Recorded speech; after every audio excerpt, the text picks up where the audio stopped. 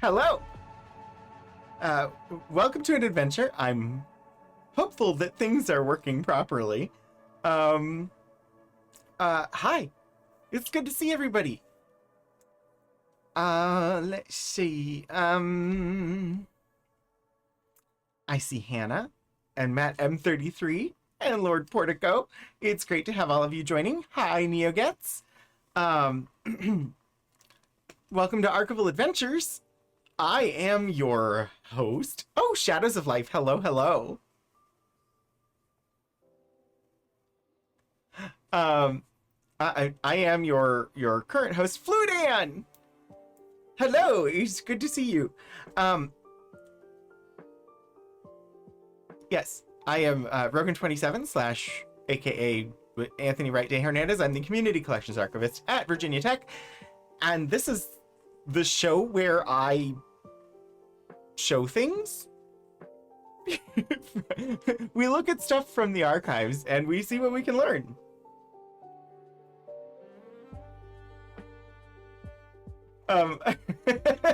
Lord Portico, sorry. This is me. Thank you, Hannah. I was attempting some technical changes that did not function. So I had to revert back to how I was doing it before, which delayed start just a tiny bit, but I think we're good.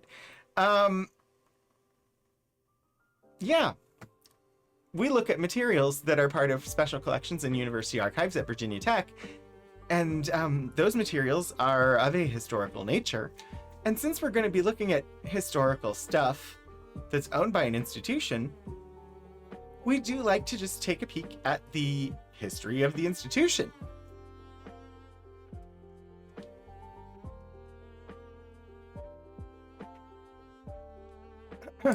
Virginia Tech acknowledges that we live and work on the Tutelo and Monacan people's homeland, and we recognize their continued relationships with their lands and waterways. We further acknowledge that the Morrill Land Grant College Act of 1862 enabled the Commonwealth of Virginia to finance and found Virginia Tech through the forced removal of Native nations from their lands in California and other areas in the West. Virginia Tech acknowledges that its Blacksburg campus sits partly on land that was previously the site of the Smithfield and Solitude plantations, owned by members of the Preston family. Between the 1770s and the 1860s, the Prestons and other local white families that owned parcels of what became Virginia Tech also owned hundreds of enslaved people. Enslaved black people generated resources that financed Virginia Tech's predecessor institution, the Preston and Olin Institute, and they also worked on the construction of its building. So today, we will be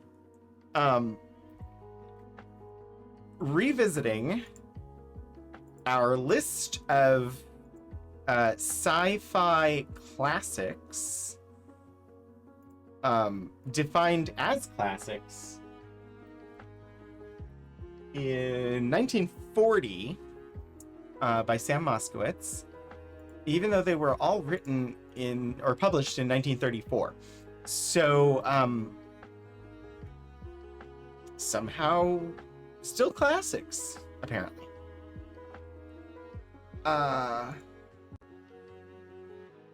Yeah, that is what I wanted to open. I am incredibly confuzzled.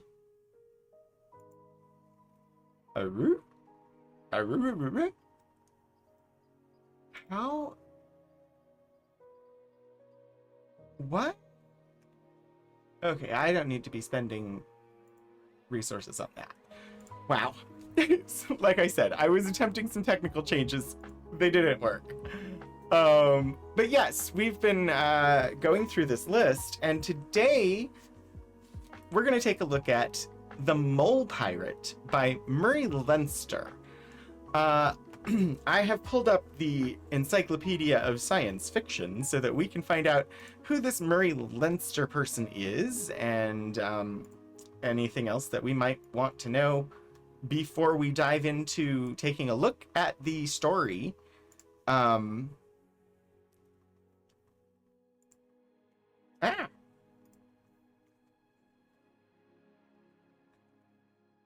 Murray Leinster. Pseudonym. The Mole Pirate sounds like a D&D character. For me, it immediately brought to mind a character from the Shannara series by Terry Brooks. So, yeah. Pseudonym, pronounced Leinster, as in the Irish province of Leinster, under which U.S. author William Fitzgerald Jenkins, 1896 to 1975, was best known in the science fiction field. Mole Man! I suppose? I don't know. I really know nothing. And under which he wrote almost all his work in the genre. The exceptions were a few novels as Jenkins, and some stories in magazines, mainly those in the Bud Gregory series, as by William Fitzgerald, plus a small number as by Will Jenkins or Will F. Jenkins. Gotta love pen names, and the inconsistent use thereof. One of very few authors of American genre sci-fi, born early enough to have served in World War I. Leinster had begun publishing fiction in 1916 before enlisting, and was active as a science fiction writer from 1919, the year of his first story of genre interest, The Runaway Skyscraper, about a building falling backwards through time until about 1970. Okay, he was active as a science fiction writer from 1919 until about 1970. The building didn't fall backwards through time to 1970. Though the posthumous releases of very early work, as assembled in the Silver Menace and 1,000 Degrees Below Zero, and The Runaway Skyscraper and Other Tales from the Pulps, have shown light on his early career. Like most contributors to the pre-World War II U.S. science fiction pulp magazines, he published considerable material that either did not reach book form at all, or not until after 1945. Okay, but his full integration into the pre-war science fiction world can be confirmed by his contribution to a well-known round-robin science fiction story solicited by Fantasy Magazine for its September 1935 issue, The Challenge from Beyond, with E.E. Smith, Harl Vincent, Donald Wandre, and Stanley Weinbaum. I don't know, but clearly that is the round-robin thing there is referring to a story that was essentially each issue would have a new chapter, and each chapter would have a different author, I'm assuming. Multiple authors take turns to write sections or chapters of a continuous narrative. Okay. His first book was featured a mad scientist who wished to rule the world through the use of a deadly drug.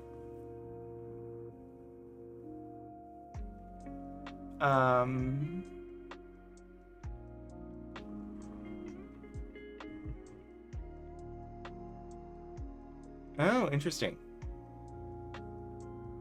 Not titled so as to address any science fiction market, presented typically as a mystery adventure, but it is definitely science fiction according to this, and it's only one of many science fiction novels published in the US before the official beginning of genre sci-fi. We should talk about genre sci-fi. Genre SF. By this term used widely in this encyclopedia, we mean science fiction that is either labeled science fiction from 1929 on, or is instantly recognized by its readership as belonging to that category, or usually both. The implication is that any author of genre science fiction is conscious of working within a genre with certain habits of thought, certain conventions, some might even say rules of storytelling, and an audience of readers alert to these conventions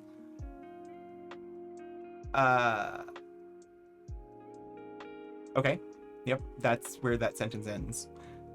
embedded primarily in a set of texts which are generally agreed by a select cohort of readers to contain them. Yeah, okay. A rather subjective definition. Did they think it was science fiction? Then it is. Exactly, Lord Portico. But basically, the genre of science fiction didn't really exist as science fiction. Like, the term wasn't really used to reference a specific genre of fiction prior to like 1929. So while he was publishing stories as far back as 1919 that certainly fit with what we would call science fiction today, at the time they were just called mystery novels or mystery stories, or like they would have been just general fiction, or they weren't called science fiction because people didn't call things science fiction then.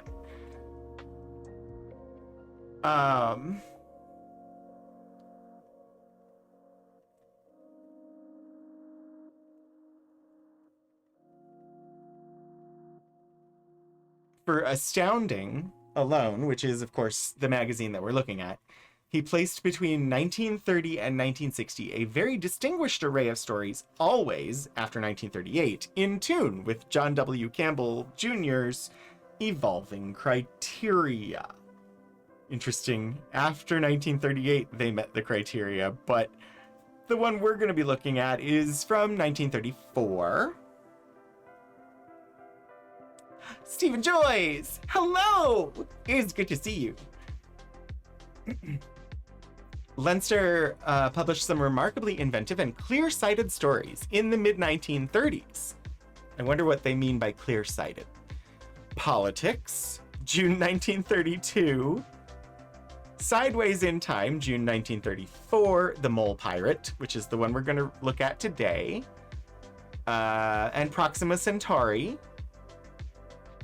in March of 35, but his best years as a science fiction writer were undoubtedly the decade following World War II, a period during which his finest short stories were published. Among them, First Contact, De Profundis, A Logic Named Joe, which eerily anticipates personal computers and the internet, Doomsday Deferred, The Lonely Planet, If You Was a Mucklin, and Exploration Team, which won the 1956 Hugo for Best Novelette, and as Combat Team became part of Colonial Survey, perhaps his most enjoyable single volume. His individual short stories are generally superior to his book-length work. Okay. Interesting. Looks like he hit on parallel worlds, alternate history, stuff like that. I'm curious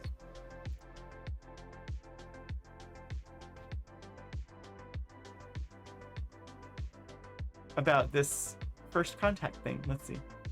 Oh, it's just...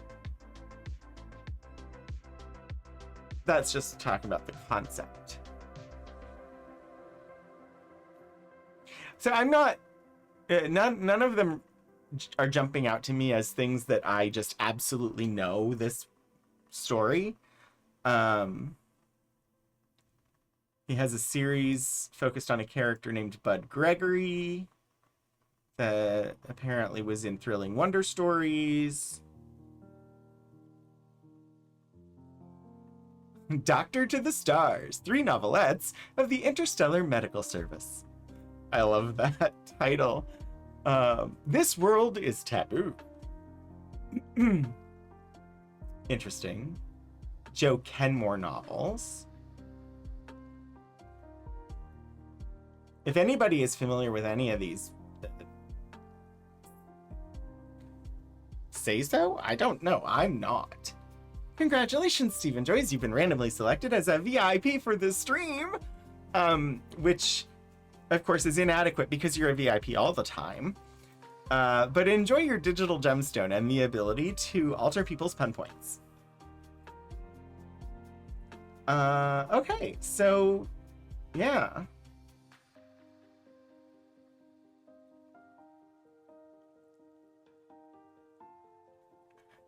There is an entry for him in the Internet Science Fiction database. I don't know that we really need to go too far into it. Interesting. Okay, but I am going to open this. ISFDB really is great if you're just trying to locate stories that were published by people. It doesn't tend to have very much descriptive information about them, though. There is a Wikipedia article about him. Is that Bast Insider? Hi! Murray Leinster, pen name of William Fitzgerald Jenkins, American writer of genre fiction, particularly science fiction, wrote and published more than 1,500 short stories and articles, 14 movie scripts, and hundreds of radio scripts and television plays. He's from Norfolk, Virginia.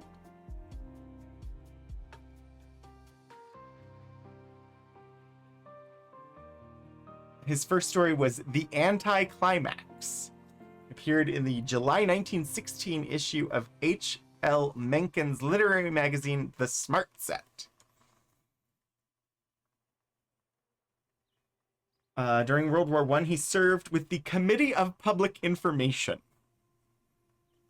also known as the CPI or the Creel Committee, an independent agency of the government of the U.S., created to influence public opinion to support the U.S. in World War I. So he worked for the propaganda wing of the U.S. Army during World War I.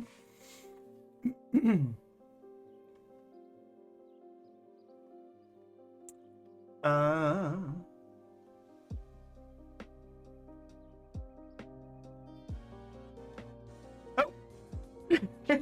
16-bit Eric is rating with 29 viewers. Hello, Eric. Welcome in, Raiders. Hi, Whimsies. How are you doing? How was hobbiting? Yes, you're rating Wikipedia because we are currently looking at a Wikipedia article about the author of the story that we're going to be reading. But hello, it is good to see all of you. I hope that everything was going well with hobbiting today. And I do see Rel has requested a hat trick. Eric didn't glitch yet. He's fine. I don't often get the hat trick request on this stream, but I am prepared with a hat. Only one alternate hat, but I have a hat. And so the hat trick has been done.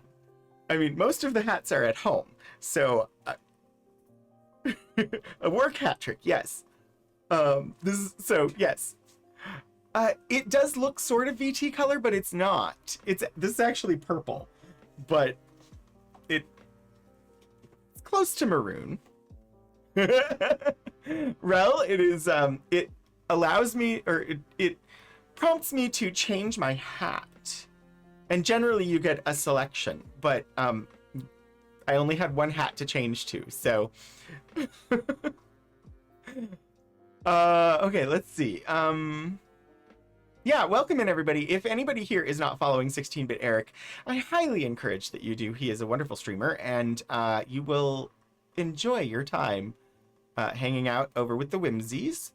If anybody who came in with the raid is new here, hi, I'm Rogan27. I am the Community Collections Archivist at Virginia Tech. And this is the stream where I look at things from the archives and we learn about them. And today we're going to be looking at a story from a 1934 pulp magazine. It was on a list.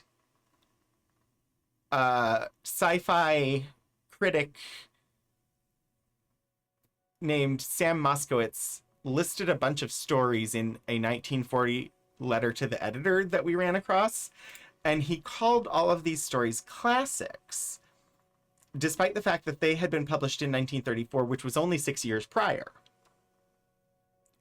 And to me, you can't call something that's only 6 years old classic, but they're now much more than 6 years old, and we've been looking at them to sort of see, do they stand up to that description as classic. And while we're doing that, we're learning about the authors and some of the stuff in like the pulp sci-fi genre.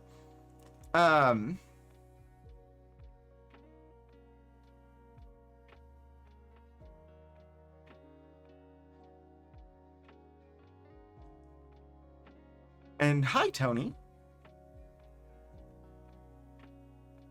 Yes, I have a lot of hats at home.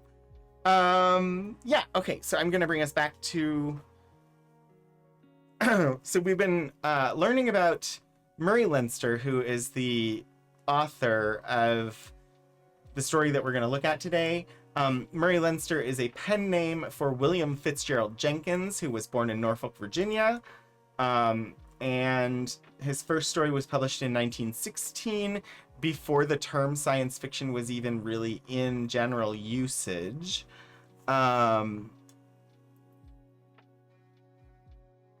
Early writer of parallel universe stories.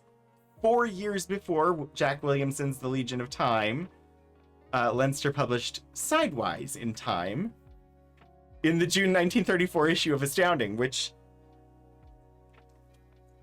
I do not have at my desk. His vision of extraordinary oscillations in time had a long-term impact on other authors. For example, Asimov's Living Space, The Red Queen's Race, and The End of Eternity. His 1945 novella, First Contact, is also credited as one of the first, if not the first, instances of a universal translator in science fiction.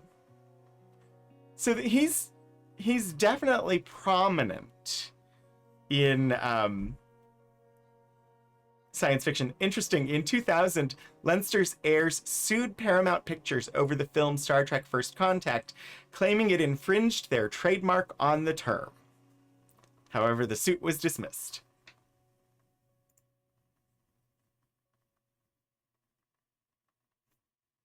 It looks like in World War II, he went back and served again in the U.S. Propaganda Department, this time the U.S. Office of War Information.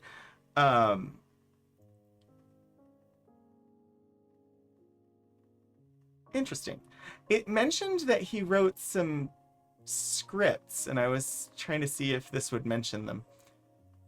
Also included tie-in fiction based on several science fiction TV series. An episodic 1960s novel, Men into Space, was derived from the series' basic concepts. 2 original novels based on the Time Tunnel, 3 based on Land of the Giants.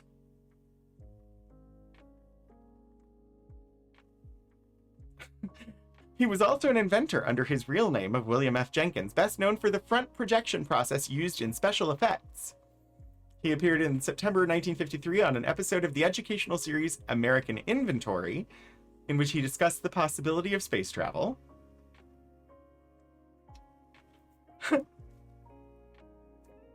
Okay. Oh, bibliography. I wanted to see just quickly, because it mentioned scripts, and so I was gonna just see if it mentioned what they were, but so far I don't see it. And that's okay. The last thing I want to look at before we dive into the story. Siege, I don't know. Probably not. But I like the way your brain works there. There's an entry on him in the Encyclopedia Virginia, which is an encyclopedia about the history and historic figures within the Commonwealth of Virginia. Oh, Adventures of Tony, I totally understand. There is a huge time difference, but it was great to see you. So there is an entry here about him. It's probably not going to include a whole lot more than others have done, but it's interesting. There's like a section on Cold War science fiction timeline. Publishes his first work. This says his first work was actually in 1913 and was a tribute to Confederate General Robert E. Lee in the Norfolk Virginian pilot.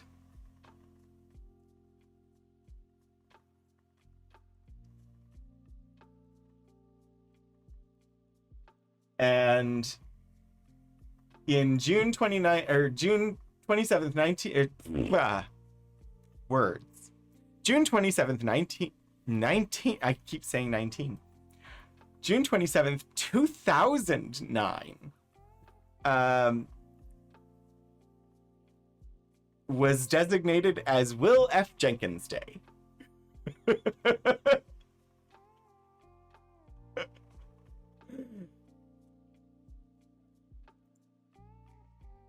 So, okay. Let me actually get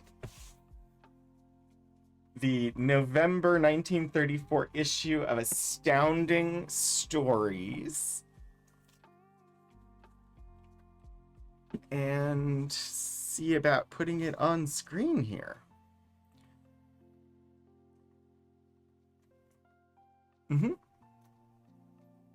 Working great, right?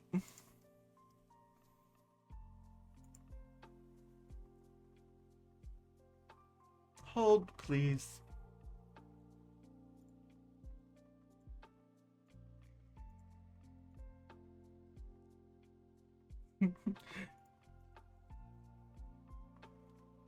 Okay, you know what? Autofocus, please. The void! Okay. The cover is actually art.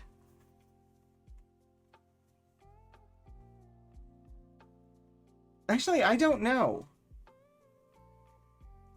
I don't know which story the cover is meant to go with, whether it is the Mole Pirate or the Great Thirst.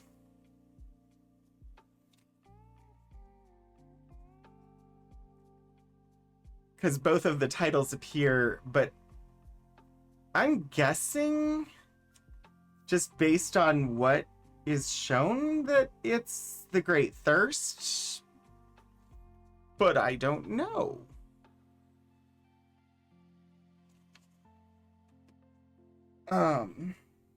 And you can see this one is falling apart just a little bit. The cover is not attached, and neither is like the first couple of pages. So, or they're very weakly attached. Sometimes it will give information about the art, and sometimes it won't.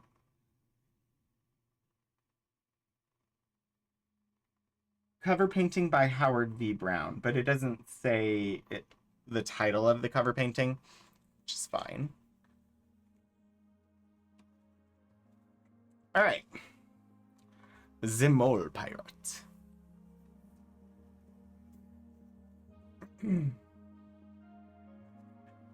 We get illustration, at least for the start of it.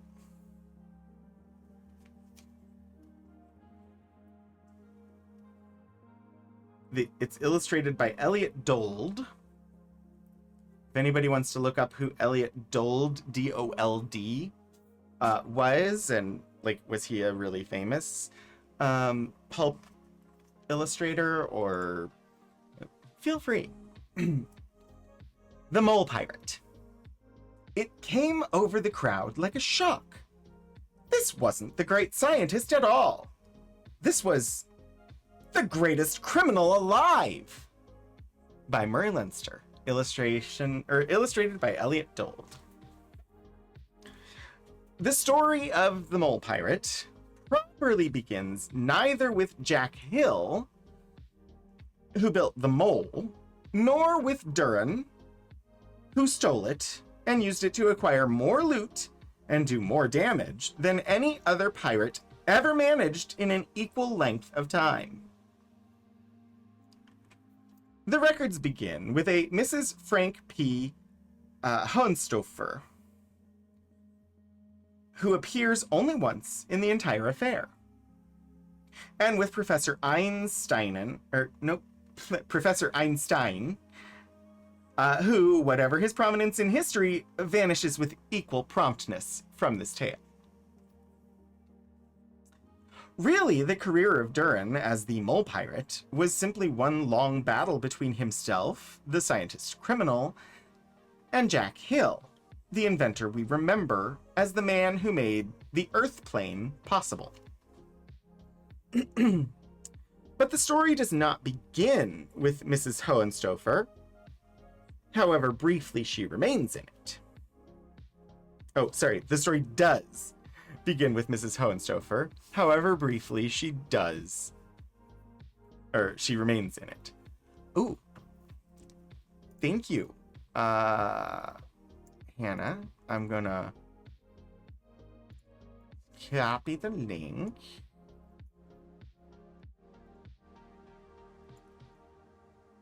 Elliot Dold. U.S. illustrator, son of noted psychiatrist William Elliot Dold, younger brother of Douglas Dold, born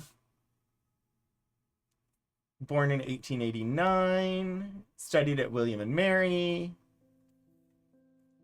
and with his brother joined the Serbian army in 1915. Although his 44 Art Deco drawings for Harold Hersey's Night are perhaps his finest work, Dold is now best remembered for his interior illustrations for the early science fiction pulp magazines, also in an Art Deco idiom. This one doesn't seem very Art Deco to me. Using only black and white with virtually no grays, he was a master at depicting looming, massive, superbly detailed, and intricate machines that dwarfed their human operators, whom he depicted with relative indifference. Contributed to Astounding, and was one of that magazine's finest interior illustrators. Cool. Thank you for finding that, Hannah. Okay.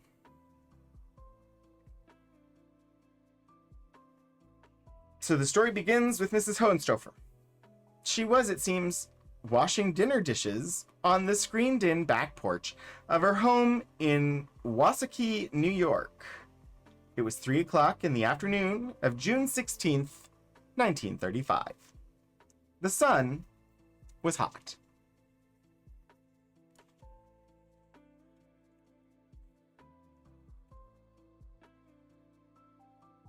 The radio in the dining room droned through a news bulletin amid sundry cracklings of summer static. Police have found a hideout they feel sure was used by James Durin, America's public enemy #1, for at least 2 weeks. Durin, formerly one of America's greatest scientists, has been living in the most squalid surroundings amid great privation, since he made his cynical statement of his intention to renounce all ideas of morality and ethics for the so-called natural principle of living for one's own satisfaction only. Durin's record to date shows that in 6 months, he has been the cause of 8 deaths, 2 believed to be murders committed by him personally, and 12 robberies. His loot has totaled more than $100,000, but he lives in conditions of unbelievable squalidness. 4 members of his gang, recently captured, have been sentenced to life imprisonment and are now in Sing Sing prison. Mrs. Frank P. Hohenstofer dried dishes and meditated piously. It was good that the government required the broadcasters to emphasize the penalties dealt out to lawbreakers and not to talk about criminals until they were caught or nearly caught. It would make young men more law-abiding. She looked complacently through the screening. The Albany Highway soared past, not half a mile from her door. As she looked, a car slowed down and turned off to the county road. It disappeared from view behind a clump of trees. Mrs. Hohenstofer looked for it to reappear with a sensation of mild curiosity, but it did not. It remained hidden. For 3, 4, 5 minutes, there was no sign of it. Then it showed again, sweeping back up onto the highway. Into low speed, racing in second, dodging 2 heavy trucks bound for Troy, and then into high, the car shot forward at its maximum speed until it became a dwindling speck in the distance. Mrs. Hohenstofer blinked. That was her clump of trees. These people, these tourists, had no respect for other people's property. Maybe they came to steal green stuff for a city apartment. Maybe some of the tiny pines and cedars that city people were making a fad of just now. Indignantly, Mrs. Hohenstofer took off her apron. She marched the full half-mile to the wood lot in the broiling sun, growing more indignant as she marched. She saw the tire tracks of the car. It had crushed ruthlessly through the tender small growths, which Mrs. Hohenstofer expected to sell at the proper time for transplanting. She followed the tracks, growing more angry by the minute. Then she saw a man lying on the ground. His sandy brown whiskers and white hair looked vaguely familiar to her even at first glance, but then she grew horrified. He was bound hand and foot. He was quite unconscious, and blood flowed from a nasty blackjack wound on his temple. Mrs. Hohenstofer squawked in dismay. It was half an hour before the police came. In that time, Mrs. Hohenstofer had cut the ropes from about the man's body. She had carried him, herself, all the way back to the house. There she telephoned for the police and a doctor and regarded her patient with extreme disfavor. He was undoubtedly one of these criminals of whom the radio chattered constantly. She greeted the police with indignant protests against their allowing criminals to clutter up the woodlots of law-abiding people with their victims and acquaintances. Then the officers saw her patient. "Good heavens," said the first. "It's Professor Einstein. What the hell's happened to him?" Mrs. Hohenstofer squeaked. "The scientist. The great scientist that all the papers print pictures of." "That's who," said the cop. "Here, we gotta get him fixed up so he can tell us." The patient's eyes opened vaguely. His whiskers stirred. "Durin," said the injured man faintly. "Durin, you verdammt fool.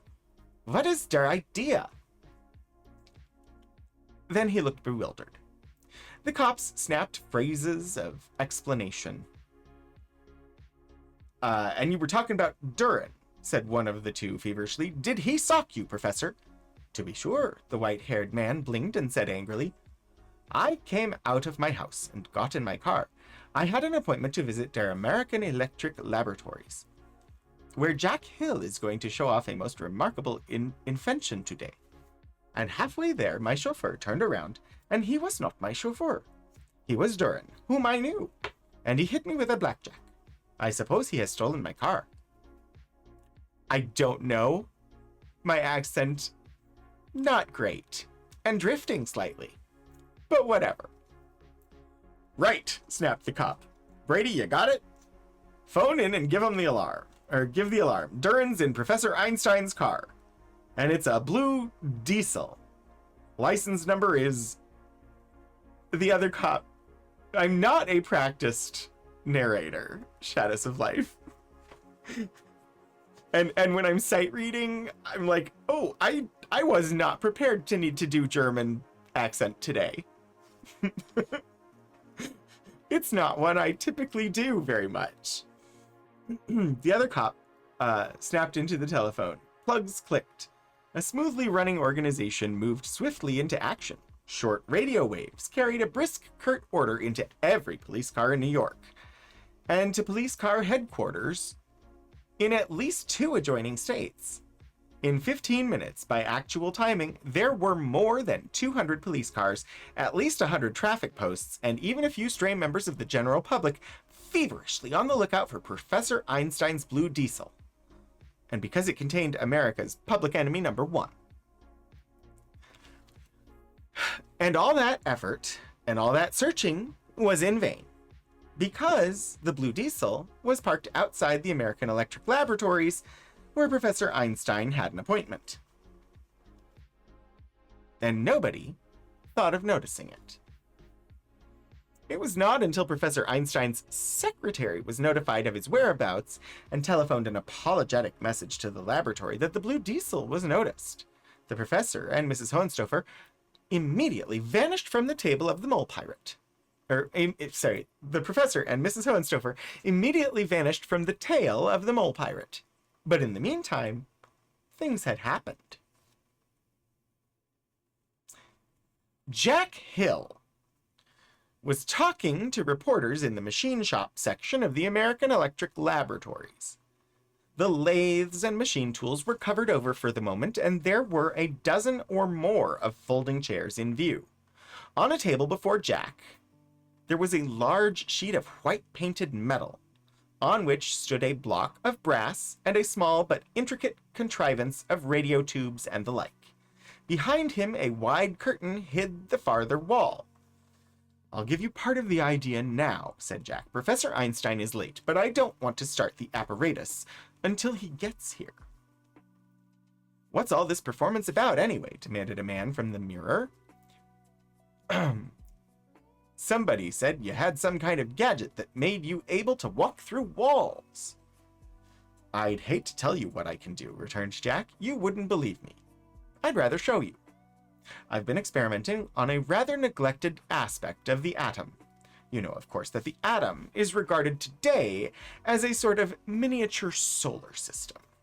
A nucleus like the sun, with a greater or lesser number of electrons revolving around it like planets." "Yeah," Mirror Man had appointed himself spokesman. "We know all that stuff." "Good," said Jack. "Then we can talk about magnets first."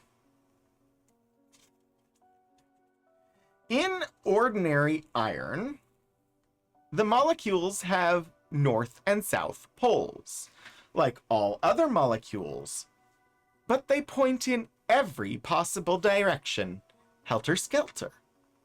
They have magnetism in them, but it isn't organized. Pointing haphazard, though each one is a miniature magnet, in the mass they neutralize each other. It's only when the whole mass of iron is magnetized that all the poles point in the same direction, or only when they all point in the same direction that it's magnetized. Is that clear too? "Yeah, I had to do an interview with Einstein once," said the Mirror Man. "He said I had a brain for that stuff." "Kind of him," observed Jack. "Now, I've been trying to carry the idea of organization a bit further. Not only molecules, but atoms have poles, and they point helter-skelter in every direction too. Suppose I got them all to point in one direction. What would happen then?" "You could walk through walls?" hazarded the Mirror Man. Jack grinned. "Not so fast. Let's think it over first. An atom is a miniature solar system. That means it's practically flat. But with such flatnesses pointing in every direction. Well, an enlarged picture. One second.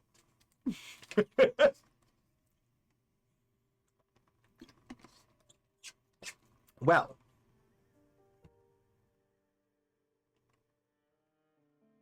I lost my place too.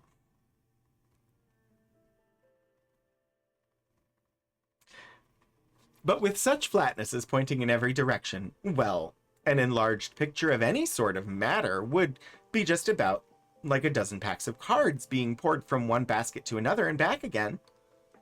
They'd be fluttering every which way. You couldn't swing a stick through those falling cards without hitting a lot of them. Not unless you were pretty good, conceded the Mirror Man.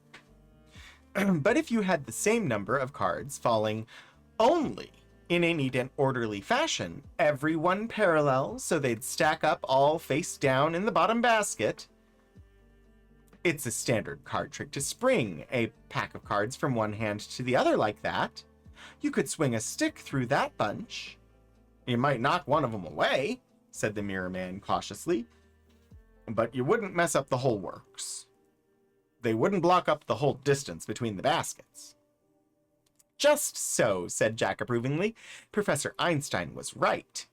You do have a head for this stuff.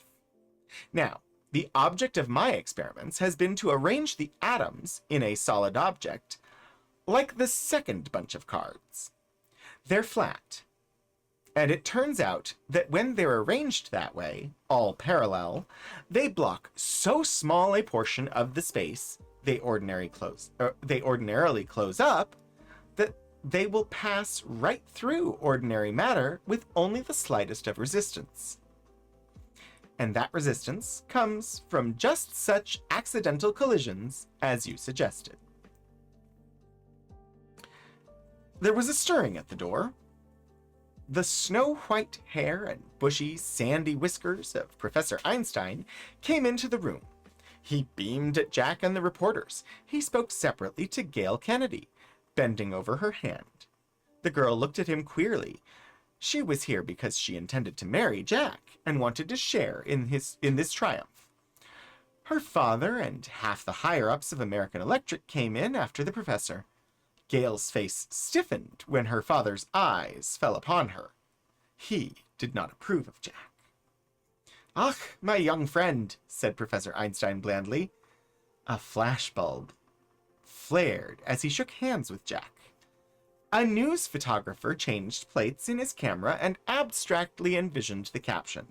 It would be, "Einstein congratulates youthful American scientist," if this demonstration came out all right, and "Einstein condoles," if it didn't.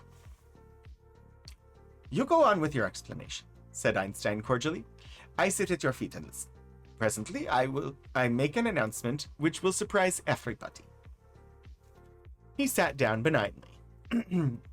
Gail looked at him, at her father, and back at Einstein.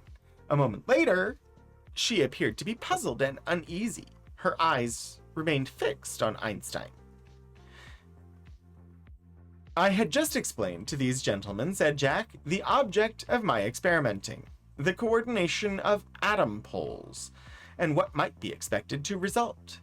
I think all of you are familiar with the reasoning, since there's been a good deal of controversy about it. It was suggested that any coordinated matter would collapse into something like neutronium. Fortunately, it doesn't." He flung a switch and vacuum tubes glowed. A curious, ghostly light appeared above the white-painted sheet of metal on the table. "The field of force," he explained, "which arranges the atoms in any substance so that they all point the same way." He switched off the tubes. The light died. He picked up the block of brass that was on the table. He placed it where the light had been. "I'm going to coordinate all the atom poles in this piece of brass," he observed. Around the shop here, the men say that a thing treated in this way is dematerialized. Watch." He flung the switch again, and as the eerie white light flared on, the solid mass of brass seemed to glow of itself. Its surfaces ceased to reflect a brazen color. They emitted a ghostly hue of the field light. Then it seemed that the block glowed within. The light seemed to come from inside the block as well as from its outer edge. The whole thing took place in only the part of a second. A swift, smooth, soundless glowing of the block, which began at the outside and seemed to move inward and cease. Then there was nothing visible at all but the queer glow itself. Jack turned off the field. The light vanished. But the metal block did not spring back into view. Instead of a solid cube of polished brass, there was the tenuous, misty outline of a cube. It looked unsubstantial, fragile. It looked like the ghost of a block of metal. "It's still there," said Jack, "but you're looking past the edges of the atoms. So it's very, very nearly transparent. It's just as solid, in its way, as it ever was.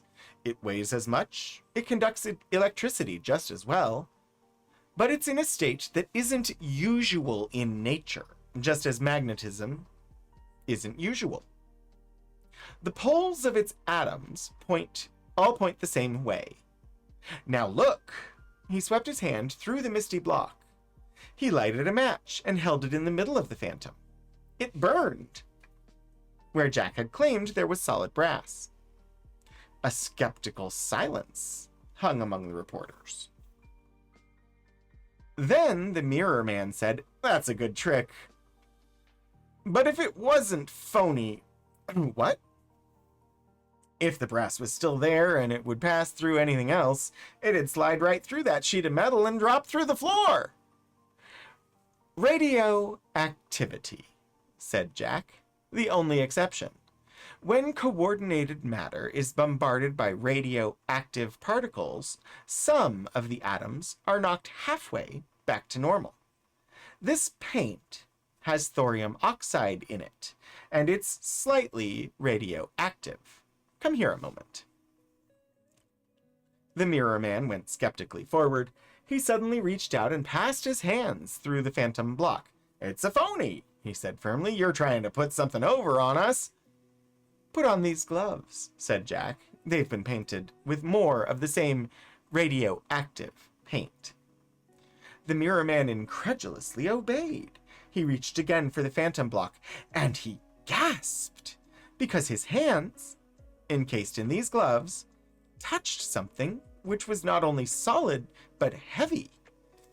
He picked it up, held it high, and his face was a study in stupefaction and unwilling belief. He staggered over to the nearest of his conferees. "By cripes," he said dazedly, "it is real, even if you can't see it. Put your hands on it." The other reporter, who was seated at the table, put his hands right through the object he could very dimly see. And to the Mirror Man, the brass block was solid. It was heavy. He gasped again, and his hold relaxed. The phantom slipped from his fingers. "Look out!" The man gasped for the third time as the phantom object dropped, and it looked so utterly unsubstantial that the eye denied its weight. It should have floated down like gossamer, or so it seemed. But it did fall, with the forthrightness of something very heavy indeed. The man who had just put his hands through it now instinctively held them out to catch it. He cupped them in anticipation of something very fragile and light. The phantom struck his hands. It went through them, and he could not feel it. It reached his knees and penetrated them. It dropped to the floor and through it, and did not as much as stir the cloth of the seated man's trousers. "That's gone," said Jack dryly, "though I intended to reverse the process and bring it back to normal. It's falling down toward the center of the earth now, encountering just about as much resistance from earth and stone as if it was falling through air. I don't think any of us are likely to see it again." Professor Einstein beamed. The Mirror Man put his head in his hands. The other reporters babbled together. Gail Kennedy looked frequently and uneasily at Professor Einstein. A telephone rang stridently. Somewhere. Somebody answered it. Out of sight. "Have I gone nuts?" the Mirror Man exclaimed. "I don't think so," Jack assured him. "If you have, all the rest of us will be nuts too, in just a moment. Because what I've showed you is just a preparation for this." He turned and pushed aside a curtain. It took nearly a minute to clear the thing behind it, because the curtain hid a space all of 40 feet long and most of that space was filled with an altogether extraordinary object. While Jack thrust at the curtain, a distant voice said, evidently into a telephone, "Professor Einstein's secretary?" "Yes, the noise cut out the rest of it. Gail Kennedy looked puzzledly at Professor Einstein. He was abruptly alert and feral. He was listening. His eyes, which had been benign, became quite otherwise. And Gail Kennedy suddenly looked as if she could not believe a thought which had come to her and which she could not dismiss. She stared at Professor Einstein in something approaching horror. Jack turned again to his audience. He had cleared the mole to view. It was a vessel of riveted steel plates, quite 10 yards in length and about 3 yards high. There was a rough approximation to torpedo shape, but the likeness was not carried far enough to keep it from looking more like a military tank than anything else. Yet even that wasn't a fair description. There were neither tractor treads nor wheels. Instead, there was a marine screw peller in the back and 4 others mounted vertically where wheels should have been. They made the mole into something it was quite impossible to classify. Lord Portico, you did hear torpedo-shaped.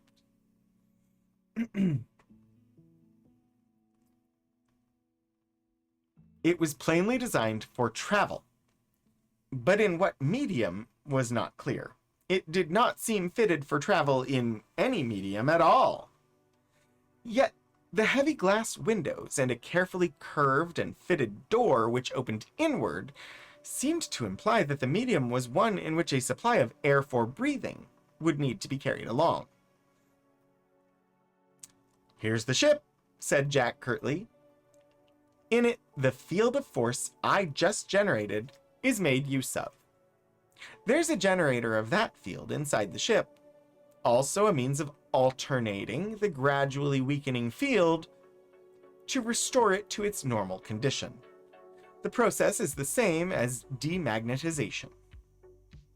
I go inside the ship, I start the motors, and these screws try to revolve. They can't. I turn on the force field, and the ship becomes like that block of brass. It tries to drop down to the center of the Earth, as that block of brass did, but the screws revolve then. And they are coated with a film of radioactive matter somewhat thinner than the paint on this sheet of metal. It's not radioactive enough to keep them solid. It's just enough so that they seem to work in a medium about like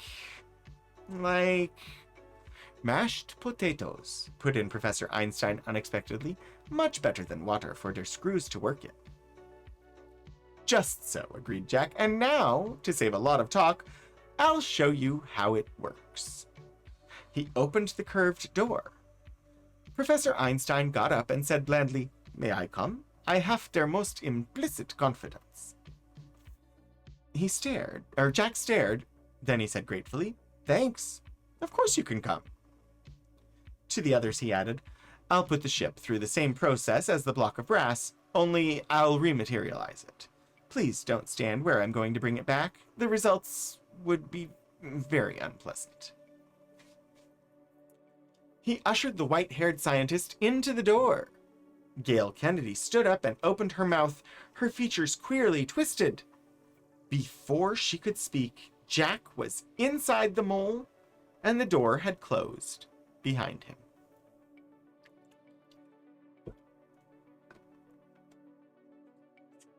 There was a queer roaring noise out of doors.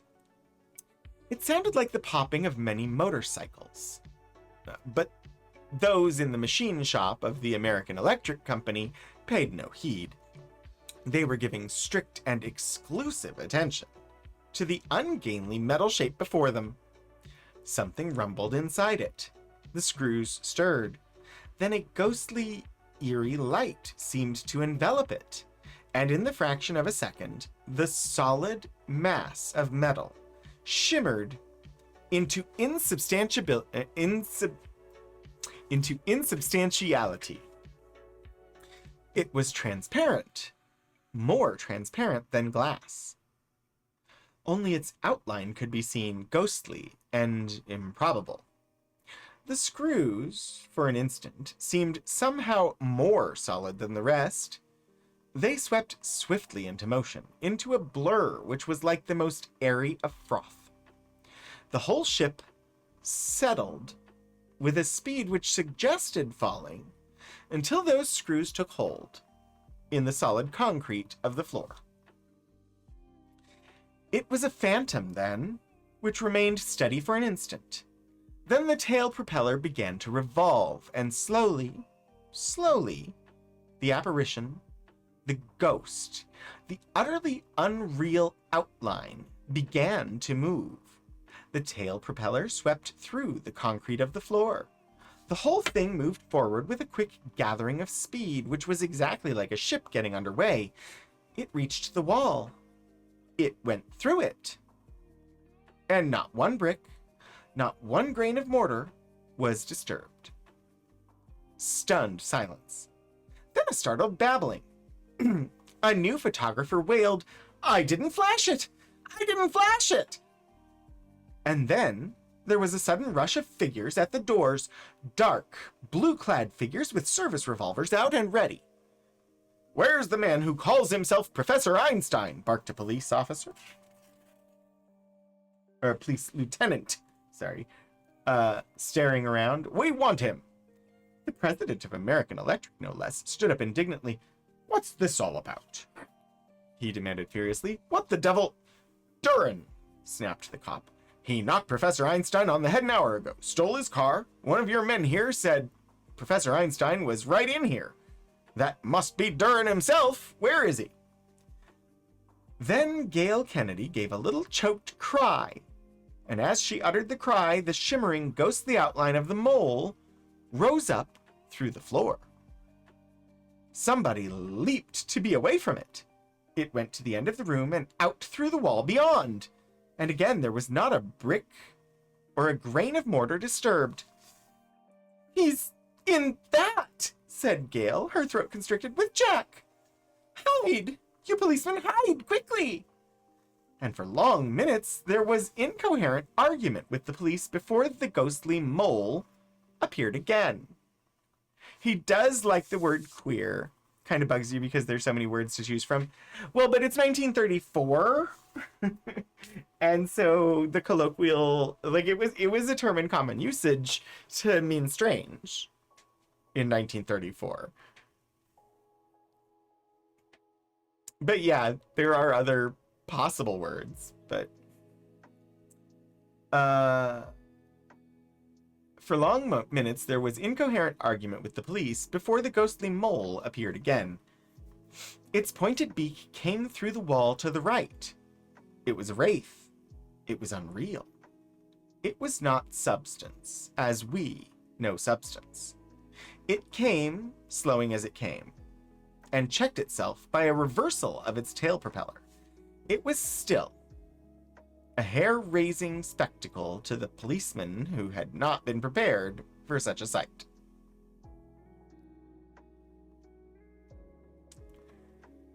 And suddenly, an eerie light seemed to envelop it and fade, and its substance thickened and thickened. Its vertical screws, revolving freely in the concrete, found resistance to their movement. They climbed upward, lifting the whole mole. And then, as the eerie light grew very faint and died, the mole became actually solid. It became real, and it was a massive construction of riveted steel plates, unlike anything else that had ever existed on Earth. Its solidity came as a shock. The clang of its door, as it opened, broke a silence of almost superstitious intensity. Jack Hill came out. "As you see," he said quietly, "it works." Gail darted forward to him, clutching him convulsively. "Jack!" she gasped. "Professor Einstein! He's Durin! I thought he'd kill you and take the mole. Then a bland voice came from the open door of the Earthship. In that case, I can drop both my accent and my whiskers. The man who had been taken for Einstein tugged at his face. The identifying sandy whiskers came off. He flung away the white wig. He grinned at the men in the machine shop. As Professor Einstein, he said amusedly, I promised an announcement that would surprise everybody. I make it now. I'm Durin. A pistol barked savagely. He jerked backward and almost closed the door. Through the remaining crack, he said more amusedly still, I add that my mission here today was much more successful than I expected. I hoped to gain useful information. I've got something much better. This contrivance and instructions in its use gained on a trial trip. Au revoir. The door slammed. Almost instantly, a fusillade of shots poured upon the machine, but the eerie white light enveloped it. It shimmered into a phantom, which fell with a jerk. Then the vertical screws caught it again and raised it back into view. It did not come all the way above the surface of the ground now. Only half its bulk appeared above the surface. Only the tip of the phantom tail screw appeared above the concrete, in which it suddenly began to revolve with a quite impossible freedom. It moved forward through the wall. It vanished. And I showed him all about the thing, said Jack Hill. I even let him steer it. There were policemen outside the laboratory. Durin was America's public enemy #1. When a force of uniformed men swarmed inside the laboratory, another force took position outside to surround him in case he evaded the others momentarily. These men outside saw what looked like the ghost of a prehistoric monster swimming across solid ground toward them. Superstitious terror affected some. Others did not believe their eyes. But a hoarse and raging voice from the laboratory shouted for them to shoot it. They did. Their bullets went through without affecting it in the least. It was not substance of a sort that bullets could harm. But as if they were annoying, like pinpricks, the phantom dived. It sank out of sight in the solid earth underfoot, still moving forward. Some of the policemen thought they could feel a slight vibration, as if of engines, underground. Durin vanished in and with the mole at something after... Durin vanished in and with the mole at something after 4 o'clock.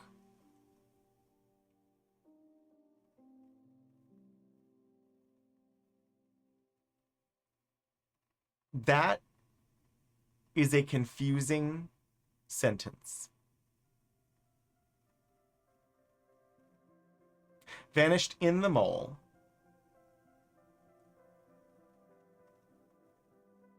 And with the mole. At something after 4 o'clock. At 5, a motorist drove shakenly to the home of his family physician. His nerves were badly frayed. He had seen something like a turtle, he said, swimming in the solid earth. It was larger than his car, and it swam across a concrete road. In the concrete, directly before him. It was a ghost, and there were no ghosts. His nerves were upset, and he wanted treatment which would keep him from seeing anything like that again. At 5:30, a motorist stopped at a filling station for gas and heard screams coming from inside it. The proprietor was dead on the floor, shot. A helper was having hysterics beside his body. The helper told what ought to have been a wholly improbable story of a monstrous engine which appeared out of thin air, from which a man emerged and shot the filling station proprietor. He then took gas and lubricating oil, got back inside the monstrous thing of steel plates, and it melted into thin air again, and its ghost swam away. These two stories were accidents. Durin's real intentions began to be outlined later on, at 8 o'clock to be exact.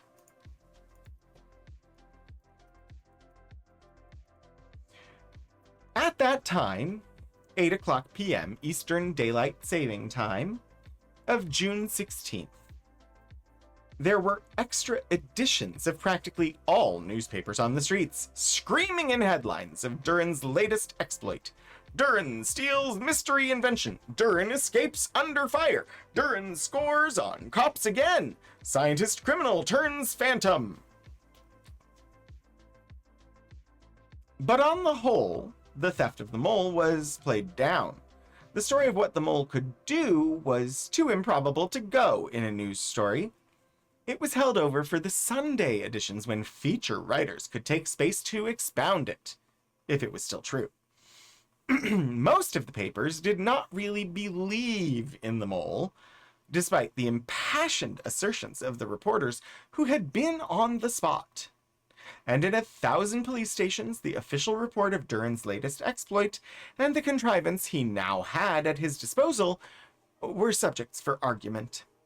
Mostly, the report was regarded with extreme skepticism. More than one inquiry came to the originating office of that report, demanding confirmation. And more than one hard-headed police official did not bother to inquire, but indignantly reported that a hoax was being put over by somebody. The New York State Police, and half of them even did not quite believe it, were spending as much effort trying to get the facts accepted as they were in trying to devise some method of coping with the menace the mole now represented. But none of this uncertainty and none of this indignation was to be found in the Wedgwood Arsenal in Connecticut. Durin simply wasn't thought of there. It was a semi-federal, semi-state arsenal which did not manufacture arms. It was a storage place, with a stout captain of regulars assigned to duty in it, and a small detail of soldiers who served practically as watchmen. It was an emergency depot of weapons and ammunition, and the duty of its official caretaker was mainly that of making out documents in triplicate for some purpose unknown. In that arsenal at 8 p.m., there was peace. The captain in charge was seated at a desk in a corner of the vast hall, which had once been used for indoor close-order drill by a National Guard organization. He was making out a document in triplicate. His pen scratched. He smoked languidly on a fat cigar. From time to time, he mopped his forehead because it was hot. There was utter quietness, utter peace. It was so still that it seemed even the scratching of the captain's pen aroused murmurous echoes. The captain sighed heavily. His chair squeaked. That did arouse echoes, which rang about the huge hall for seconds before they died away reluctantly. Then there was another sound, the very ghost of a sound. Something impalpable and tenuous rose out of the floor. First a round snout, which was quite transparent. After it, a misshapen, huge bulk, all of 30 feet long. The whole thing was unsubstantial, was unreal. It came to a stop in the middle of the vast open space. It flared brightly, and the glare against the walls made the captain start. He whirled in his chair. Then his eyes widened. His mouth dropped open. The light was fading, and as it faded, the ghost in the middle of the ex-armory grew solid. Noises came from it, which became louder and more real.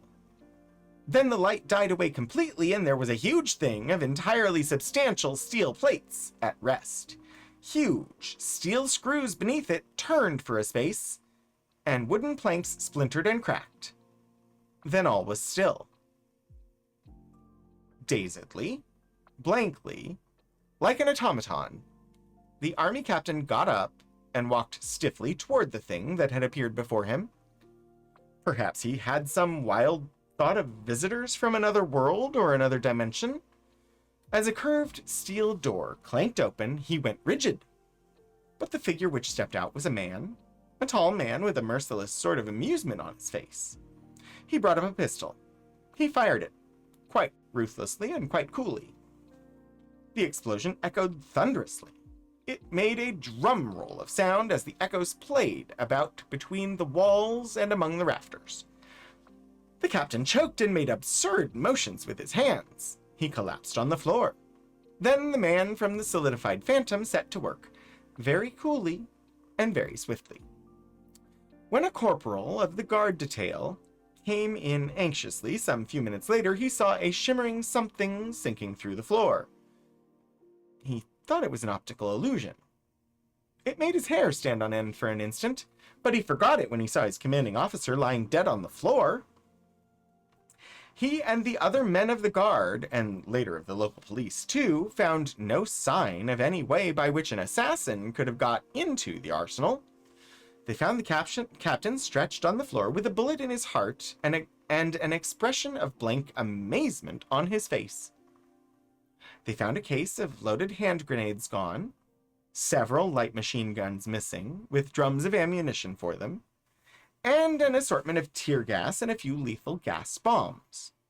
Also, a certain amount of engineers' stores had been taken, notably blocks of compressed gun cotton intended to be used for demolition purposes. 4. Sing Sing Prison is 40 miles from the Wedgwood Arsenal, and the mole turned up there at 11 o'clock.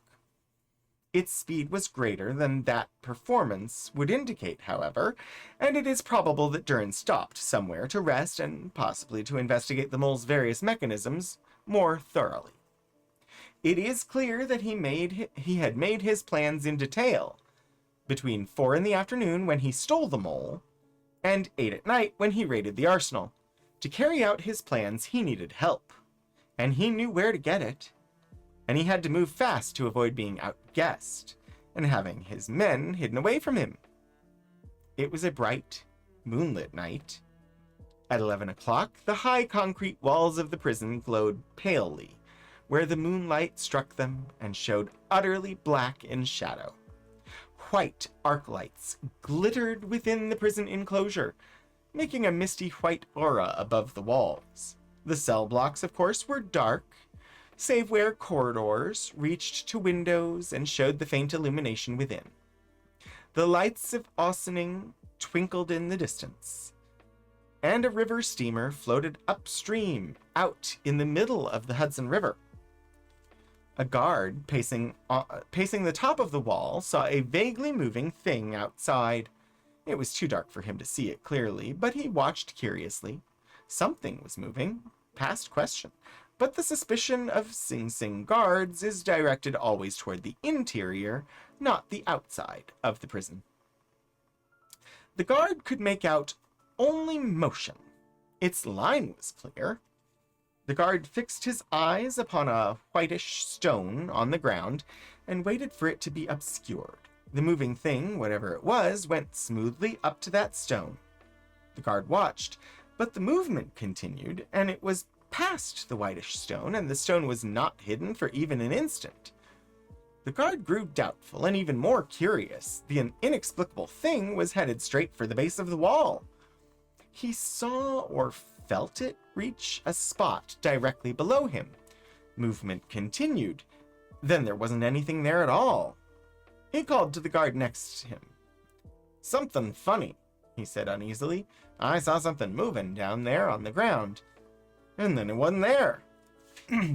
The other guard looked down, but on the inside of the wall, because it is toward the inside that a prison guard bends all his alertness. He searched with his eyes. "There it is." He pointed.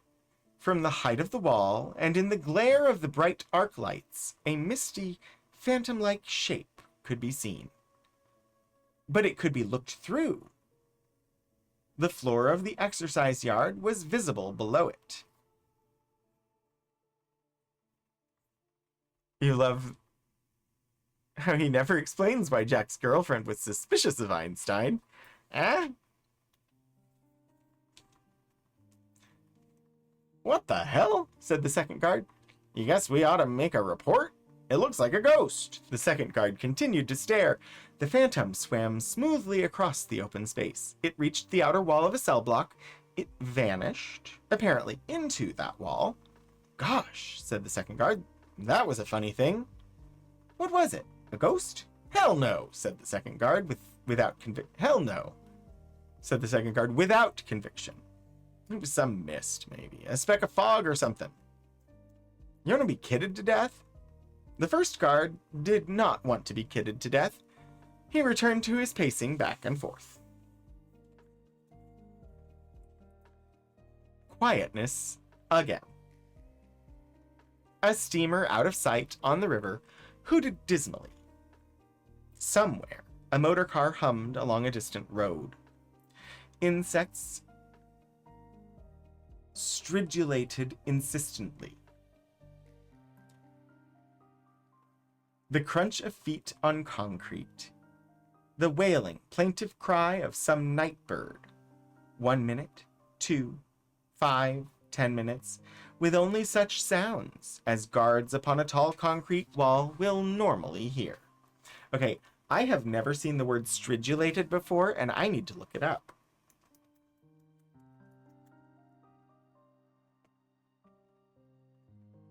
Huh. Stridulate. Of an insect, especially a male cricket or grasshopper, make a shrill sound by rubbing the legs, wings, or other parts of the body together. New vocabulary! Like, I have a pretty good vocabulary having taken multiple years of Latin in high school, but stridulate is completely new to me.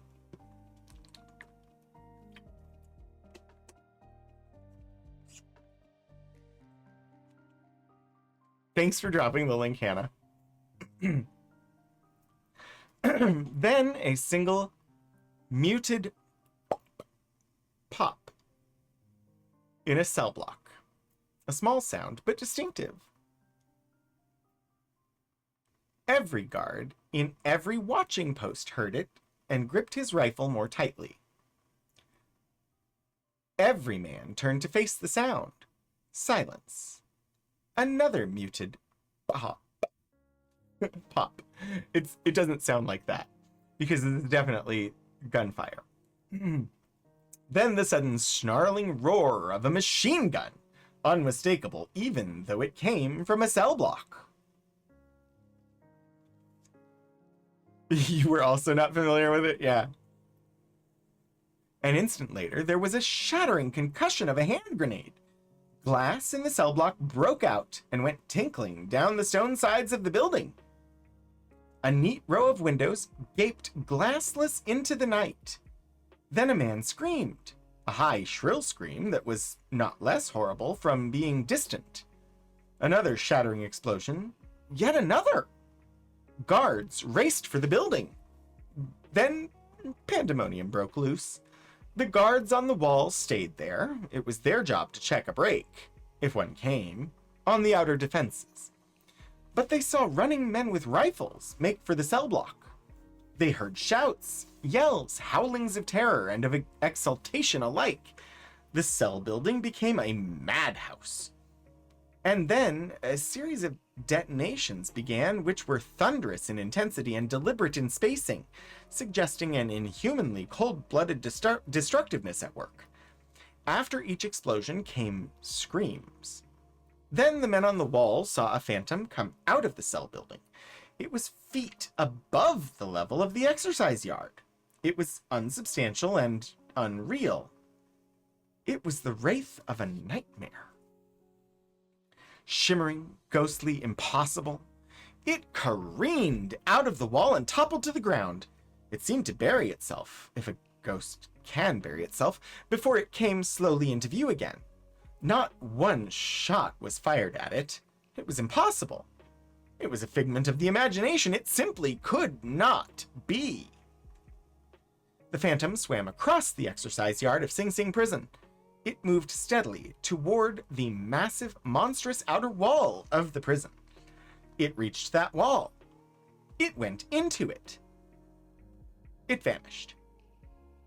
The guard who had first sensed movement outside now looked down again, shivering a little. He would not have known what the Phantom of the Mole was, even if he could have seen it clearly. But he saw nothing. He did sense that something was moving down on the ground below him, but that was all. A vague stirring moved soundlessly away from the prison walls and vanished into the darkness. He did not shoot at it because he saw nothing to shoot at. That was his story after the whole disturbance was ended, and he stuck to it. He wasn't believed, of course. There were 4 prisoners missing, 20 or 30 injured by explosions, 3 guards dead and others hurt, and nearly 1 floor of the northeast cell block so badly wrecked as practically to be destroyed. A guard, who said he saw something moving but nothing to shoot at, was not telling a plausible story. 4 men escaping should have made a magnificent target in the arc-lighted exercise yard. It was not until the next day that a reasonable 2 was put to an incredible 2, and an inevitable 4 was arrived at. The missing prisoners were pals of Durin's. The Phantom, seen by the guards, the explosives, the destruction taken with the raid on the Wedgwood Arsenal, the uproar at Sing Sing made it perfectly clear that Durin, in the Mole, was a criminal with unparalleled opportunity to gratify his every impulse. And it seemed likely that he intended to use this opportunity. Siege, thank you. I will take a moment for some self-care. I shall stretch and get a sip of water. Oh boy. I also need to make sure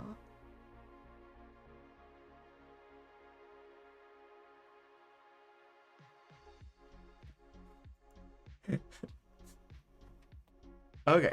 I wanted to make sure that we don't get another ad break shoved at us, since they happen and I can't make them not happen. Let me check how much is left. We only have 15 more minutes of stream. We will not be finishing this one today. It is significantly longer than we have time for. But as has happened before, I will find a copy of the text and link it in the VOD description for anybody who wants to finish reading the story. Because these are old enough that there's definitely a free copy out there somewhere.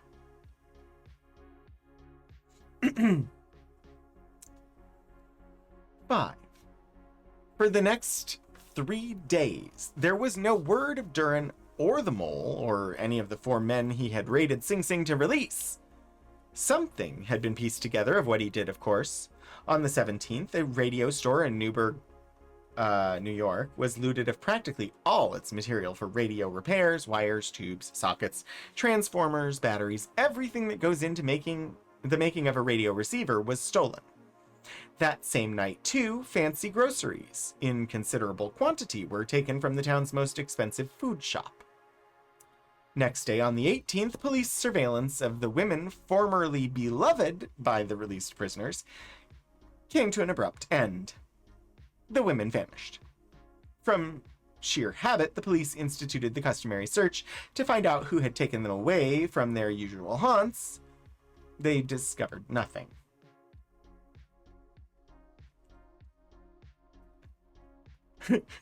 Bastion Cider, yeah, except that I think... So, earlier in the story, it mentioned that he had chosen to take on a philosophy of zero morality. He decided to just no longer conform to any sort of morality. And so the fact that he just shoots people mercilessly tracks with that.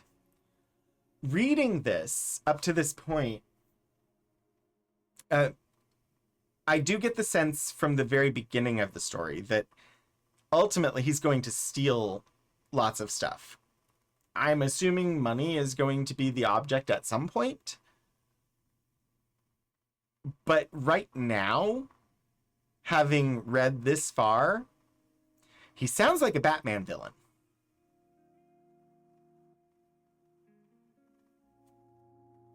Regular scientist, suddenly zero morality, has a team of thugs, gets access to a special ability,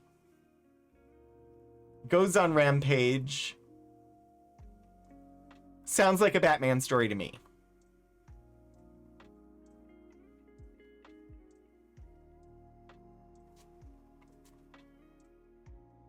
Which I don't remember when was...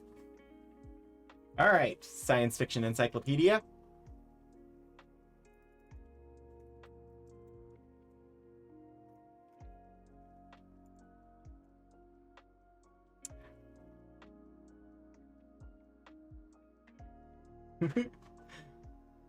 Batman, the comic book crime fighter, the archetypal masked avenger, nicknamed the Caped Crusader and the Dark Knight. Not a superhero in the strictest sense, since he is represented as having no superhuman abilities. However, his near impossible strength, stamina, and athletic prowess are bolstered by a wide range of frequently science-fictional gadgets. Created by artist Bob Kane and writer Bill Finger. But when... Okay. Takes place in Gotham City. First appeared in Detective Comics number 27, May 1939. 5 years after this story was published.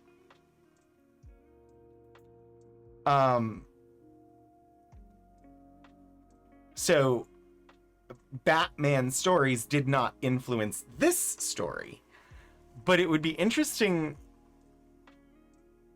to research and discover whether this story had inspired any Batman villains, or the possibly like the archetype of the Batman villain, because the elements present in this story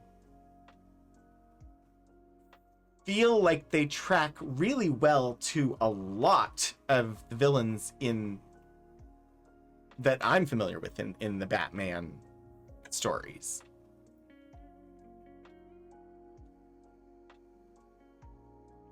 So it would be interesting. I don't know that we would ever be able to determine for sure unless somebody gave an interview that said that this had been an inspiration. Bizarre regular villains.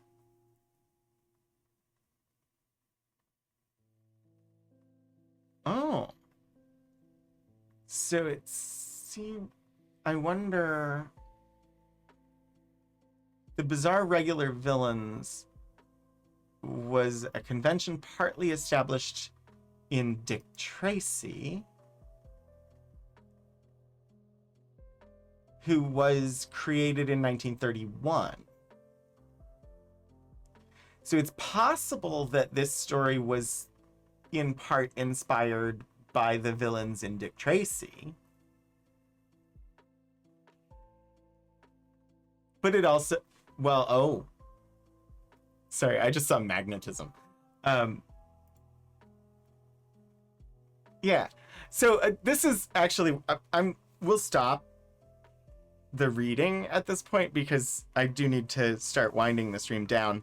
But I like to get a chance to do a little bit of discussion at the end about just calling this classic track.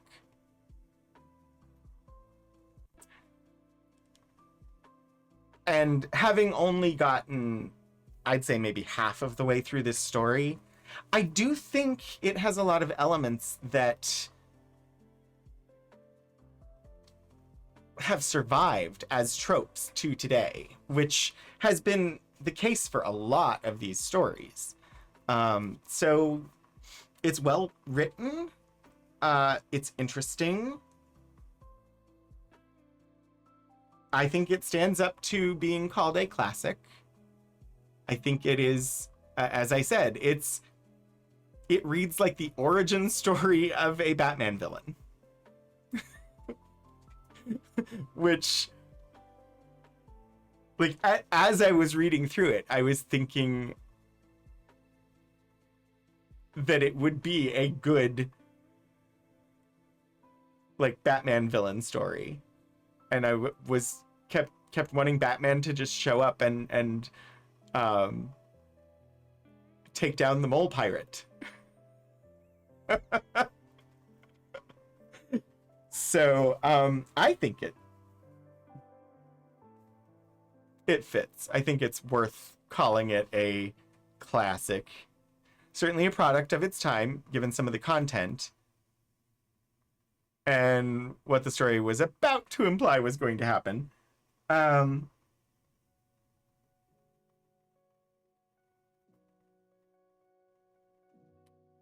Yeah, I don't know what was...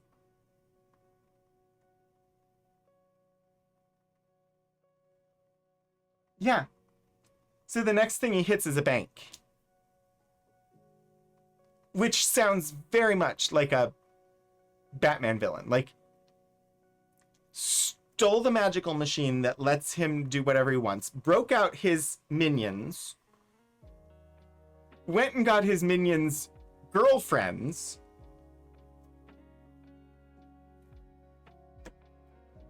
and then went and robbed a bank. That just sounds like what a Batman villain would do.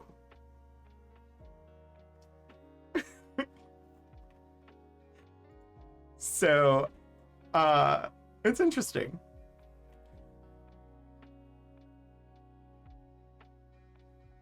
Let's see. I'm looking ahead to next time, or bringing up my schedule, but also credits. Look at me. Jules, the student assistant who helped with planning this episode. Thank you to my mods, Hannah and Lord Portico. And of course, thank you to 16-Bit Eric for the raid, and Lo-Fi Girl for the music. There is no Archival Adventures next week, because I'm on a panel, and it happens to overlap with when I would normally do this. So I have to speak on a panel. And so next week we will not have an episode. But in 2 weeks, we will return with a History of Food and Drink episode looking at the kitchen equipment collection, which should be rather interesting. The next time we will endeavor to read one of these stories, it will be Old Faithful by Raymond Z. Gallen, and that will be on August 27th. So the last Wednesday in August. Let's see, I'm going to set up a raid.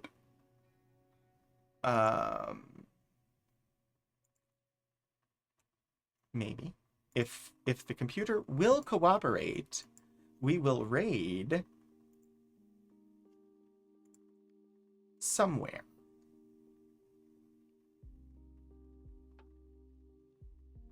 And in fact, we're gonna raid Stephen Joyce today for some The Mount Holly Mysteries Blueprints Day 68. Siege. So I encourage you to join as we raid Stephen Joy's. Stephen is a lovely streamer with a wonderful community, and we go there often. So I encourage joining. I have to set up the raid on both channels.